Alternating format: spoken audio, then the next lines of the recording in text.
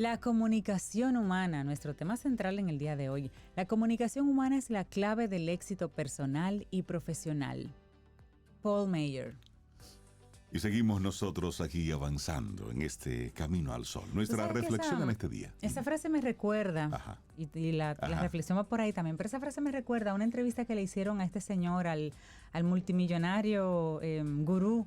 Ay, Dios mío, un señor, este señor mayor, Buffett. Warren Buffett. Y le decían como que, si yo tuviera poco dinero, relativamente poco dinero, ¿en qué yo debería invertir? Oye, esa pregunta como la gente que quiere pasar de A a M sin pasar por B, C. Y él dice, bueno, si tienes poco dinero, yo te recomiendo que inviertas en prepararte muy bien en temas de comunicación.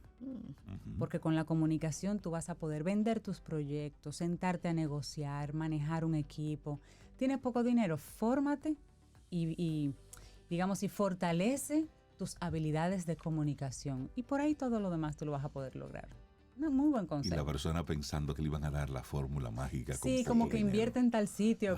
Y ya estés rico de inmediato. Pues no, invierte en tu formación. Fórmate. Pero en comunicación específicamente, porque como dice Paul Meyer, y repito la frase, la comunicación humana es la clave del éxito personal y profesional.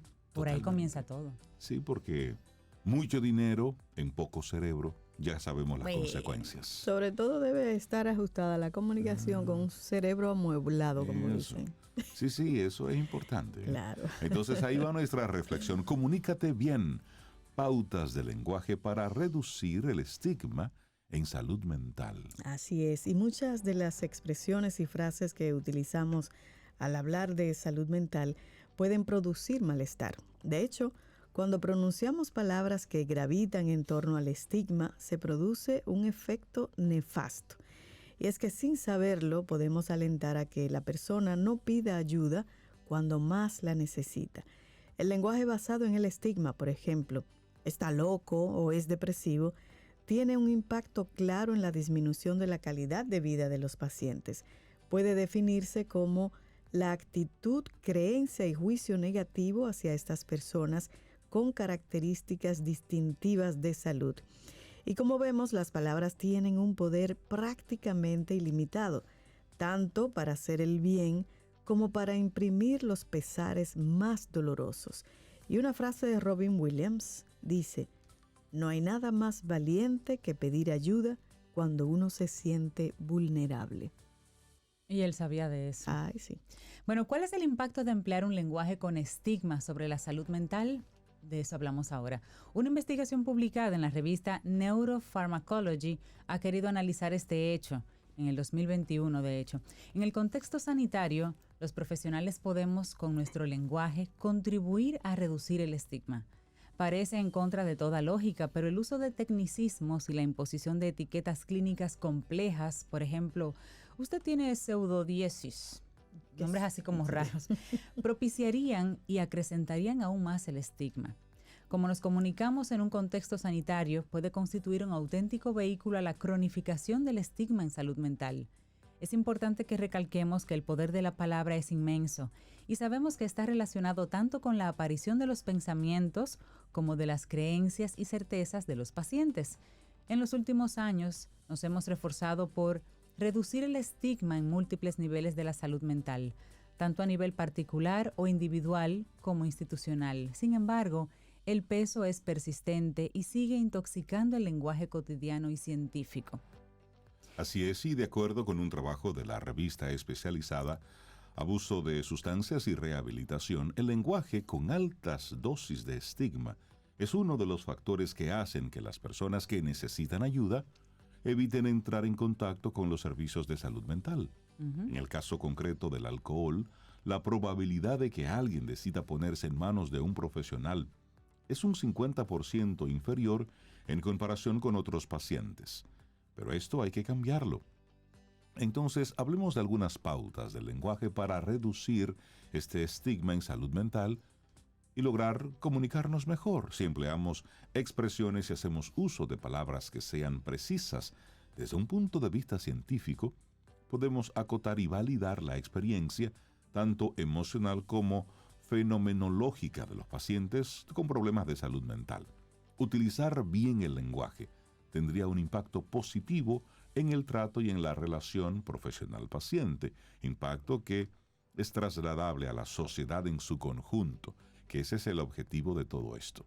Si los especialistas lo nombran bien y nosotros como ciudadanos nos empoderamos de esos conceptos, pues podemos llamar las cosas por su nombre. Así es. Y bueno, comencemos con estas pautas sobre esta comunicación. La primera, si eres un profesional, cuida el lenguaje que empleas. A pesar del arduo esfuerzo por soslayar y evitar mensajes estigmatizantes, los profesionales sanitarios, como seres humanos que somos, a veces caemos en la trampa del lenguaje sesgado. Cuando esto ocurre, las personas que piensan en ponerse en nuestras manos pueden cancelar las citas con los especialistas. Y una forma de ayudar en este contexto la encontramos en una investigación publicada en el International Journal of Environmental Research and Public Health, liderada por Cory Tergensen. El experimento consistió en que durante la carrera de medicina, los estudiantes visionaran videos de personas con problemas de salud mental en tratamiento. Los resultados condujeron a una reducción del lenguaje estigmatizante entre dichos estudiantes. Y una frase de Don Barker sobre eso precisamente dice: no es la carga de la enfermedad mental lo que rompe a las familias, es el estigma que las rodea. Bueno, un segundo consejo, una segunda pauta: lucha contra el autoestigma. El lenguaje puede ser tan significativo e importante que acabamos considerándolo una certeza. Cuando una persona con problemas de salud mental recibe mensajes negativos y estigmatizantes día tras día, mes tras mes, al final cree en su contenido. Y a esto se le denomina autoestigma. Es importante que, si detectamos que nos estamos trasladando mensajes que gravitan en torno al estigma, mediante términos como soy un enfermo, soy un problema, pues la idea es que lo atajemos y los contemos a personas confiables para obtener otros puntos de vista que permitan el cambio de estas creencias. A su vez, el autoestigma también reduce la probabilidad de que la persona acuda a un especialista de salud mental, porque ya él se está diagnosticando. Claro. Así es. Y bueno, el número 3, evita centrarte en la persona. Es habitual que encontremos expresiones en las que se fusiona a una persona con una entidad clínica que padece. Por ejemplo, eres anoréxico, o eres drogadicto, o eres esquizofrénico. Esa combinación del verbo ser y del sustantivo, es decir, del trastorno, actúa como una especie de cóctel Molotov. Las personas no somos un resfriado, no somos un ictus, porque en lo que a salud mental respecta parece que sí, y esa es la pregunta. Tenemos una dignidad que debería ser respetada. Entonces es esencial emplear expresiones que incluyan verbos como tener o padecer una entidad. En lugar de las frases anteriores podríamos decir: ¿tienes un trastorno de la conducta alimentaria? O ¿tienes un trastorno relacionado con sustancias? ¿O tienes un trastorno de la esfera psicótica?